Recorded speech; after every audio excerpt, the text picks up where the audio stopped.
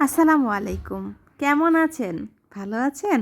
আজকে হাজির হয়ে গেলাম আবার নতুন একটা রেসিপি নিয়ে, আলু দিয়ে মুরগির মাংস।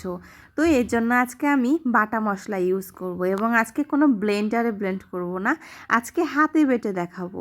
আসলে আমরা যারা কাজ পারি তারা সকল পরিস্থিতি এবং সকল জায়গাতেই কাজ মানিয়ে নিতে পারি। তো আজকে আমি পাটাতেই পিষে নিলাম কাঁচামরিচ, শুকনা মরিচ। যেহেতু আমার বাচ্চা আছে আমি খুব কম ঝাল খাওয়ার চেষ্টা করি যেন তারাও খুব ভালো মতো খেতে পারে এবং মাশাআল্লাহ তারাও ভালোই খেতে পারে এগুলো। সো আমি সব বাটা মশলাগুলো আস্তে আস্তে করে পিষে নিলাম, যেমন আদা, রসুন, জিরা, ধনে সবগুলো একসাথে খুব ভালো মতন গরম মশলা সহ সব বেটে নিয়েছি।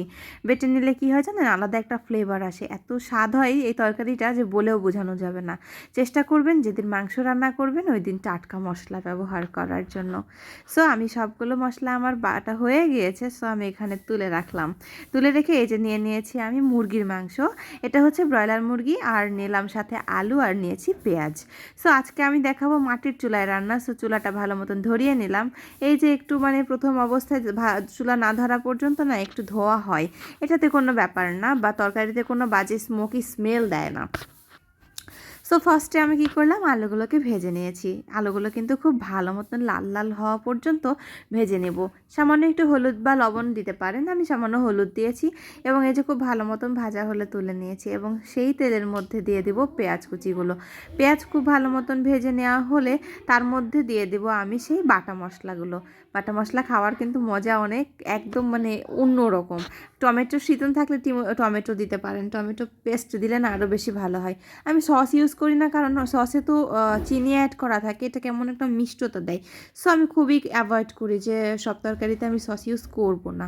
সো আজকে কোনো কিছু বাড়তি ইউজ করিনি এবং খুব কম উপকরণে সেই রান্নাটা, আর খুবই কিন্তু টেস্টি। আসলে লাইটের জন্য তেমন একটা খুব ভালো বোঝা যাচ্ছে না, কিন্তু মাশাল্লাহ খেতে কিন্তু অনেক মজা হয়েছিল। সো আমার এই মাটির চুলায় রান্না, এই চুলা দেখে আপনারা কেউ বাজে কোনো মন্তব্য করবেন না। আর অবশ্যই আমার ভিডিও ভালো লাগলে দেখবেন এবং শেয়ার করে দিবেন এবং চ্যানেলটিকে সাবস্ক্রাইব করে দিবেন। সাবস্ক্রাইব করলে আমি আরও নতুন নতুন ভিডিও নিয়ে আসতে পারবো। সো এই যে কষানো শেষ, আমি দিয়ে দিলাম পানি। এখানে চাইলে আপনারা ফুটানো পানি দিতে পারেন কিংবা এমনি পানি দিলেও হবে। আজকে খুব কম পরিমাণে ঝোল রাখবো। সো এই যে রেডি হয়ে গেল আমার আলু দিয়ে মুরগির মাংস। খেতে কিন্তু অনেক মজা হয়েছিল। আর যদি এরকম রেসিপি আরও দেখতে চান অবশ্যই সাবস্ক্রাইব করে লাইক আর কমেন্ট করে জানাবেন।